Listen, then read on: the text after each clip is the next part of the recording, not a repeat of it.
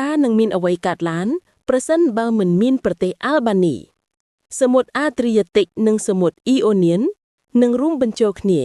ទម្លាក់ជាការបង្កើតឆ្នេរសមុទ្រធំទូលាយមួយនៅកន្លែងដែលអាល់បានីគួរតែស្ថិតនៅវានឹងទុកឲ្យតំបន់បាល់កង់មានចន្លោះធំមួយខណៈប្រទេសក្រិកនឹងពង្រីកទៅភាគខាងជើងហើយព្រំដែនដ៏ស្មុគស្មាញរបស់តំបន់នឹងផ្លាស់ប្ដូរទាំងស្រុងនៅក្នុងប្រវត្តិសាស្ត្រប្រសិនបើមានអាល់បានីនោះចក្រភពអូតូម៉ង់អាចនឹងប្រឈមនឹងការតស៊ូតិចជាមុននៅតំបន់បាល់កង់ហើយបើគ្មានស្កង់ដេបេកការតស៊ូរបស់អឺរ៉ុបប្រឆាំងនឹងការពង្រីកអាណាចក្រអូតូម៉ង់នឹងកាន់តែខ្សោយការគ្មានអាល់បានីក៏មានន័យថាមិនមានការរុះរើខ្លួនជាបែបកុម្មុយនីសនៅសម័យសង្គ្រាមត្រជាក់ទេដែលនឹងធ្វើឲ្យស្ថានភាពនយោបាយនៃតំបន់ផ្លាស់ប្ដូរទាំងស្រុងផ្នែកវប្បធម៌វិញត្រូវស្ដាយបាត់បង់បឹងដ៏ចាស់ជាងគេមួយលើពិភពលោក